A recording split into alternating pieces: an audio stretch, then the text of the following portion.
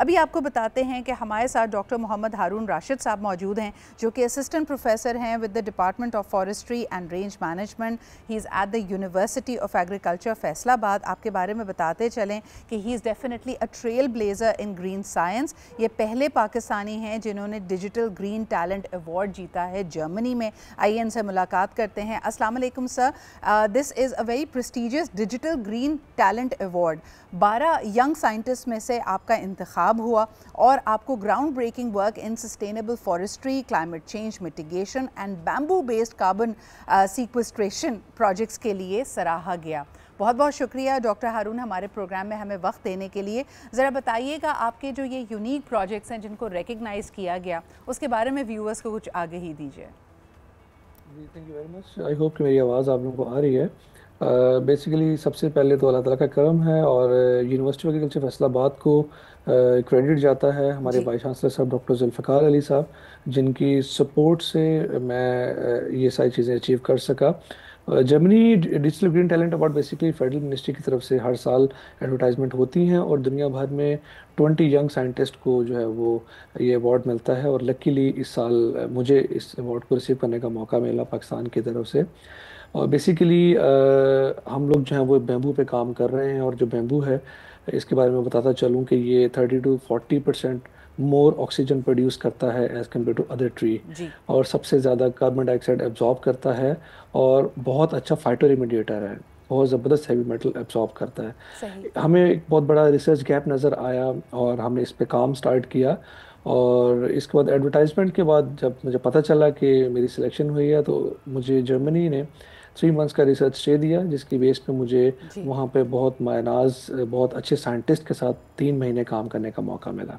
ज़बरदस्त। मुझे ये बताइएगा हारून साहब, आपको हाल ही में प्राइम मिनिस्टर शहबाज शरीफ साहब ने भी आपकी exceptional contributions to environmental research के लिए रिकग्नाइज़ किया। This of course deserves a congratulations from our side.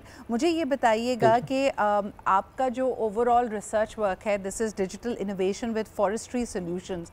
Pakistan की हालिया क्लाइमेट वल्नरेबिलिटी में भी ये बात बार बार ज़ेर बहस आती है कि हम शहरों के नाम पे कंक्रीट जंगल्स बना रहे हैं, ग्रीन बेल्ट्स, फॉरेस्टेशन को बहुत ये सुकड़ती चली जा रही है।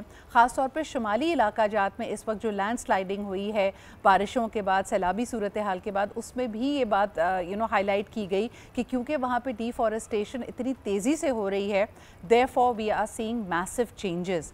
क्या हल नज़र आता है आपको और किस तरफ हमें काम करना चाहिए? What should be the focus for every province in Pakistan?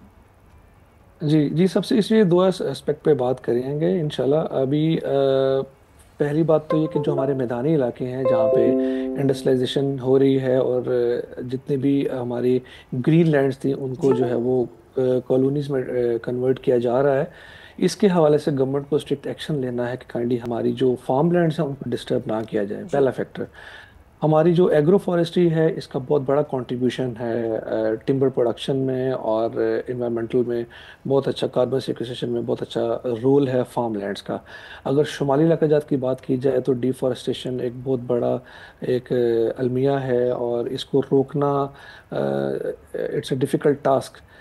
Government को स्टेट फॉरेस्ट जितने भी हैं हमारे उन पे स्ट्रिक्ट एक्शन लेना है और नई पॉलिसीज़ बनानी है। जैसे कि आपने डिजिटलाइजेशन की बात की है, हमारे डिजिटल टूल्स जो हैं GIS मैपिंग के थ्रू, रिमोट सेंसिंग के थ्रू हम लोग इस सारे फॉरेस्ट जहाँ तक हम नहीं जा सकते, हमारी रसाई नहीं है, हम प्लान कर सकते हैं कि कहाँ कहाँ पे प्रॉब्लम्स आ रहे हैं। और लास्ट आपने देखा है कि फ्लड्स की वजह से पूरे के पूरे गांव जो हैं वो बह गए हैं उस फ्लड में, और लोगों को अभी भी ये सोचना चाहिए कि it's just because of deforestation. हम लोगों को एक फॉरेस्टेशन और रिफॉरेस्टेशन की तरफ आना है और लास्ट में we need young talented people like yourself ताकि इसके ऊपर महारत के साथ रिसर्च हो सके, हमारी टोपोग्राफी, हमारे टेरेन को समझते हुए हम इसके सॉल्यूशंस लाएं, जिसमें यकीनन टेक्नोलॉजी एक बड़ा किरदार अदा कर सकती है। बहुत बहुत शुक्रिया डॉक्टर हारून हमारे साथ मौजूद होने के लिए। एक दफ़ा फिर हम सब की तरफ से आपको बहुत मुबारक हो। लेते हैं जी एक छोटा सा ब्रेक और वापस आएंगे। जिस तरह कि हमने आपसे कहा कि अक्टूबर इज़ पिंकटोबर,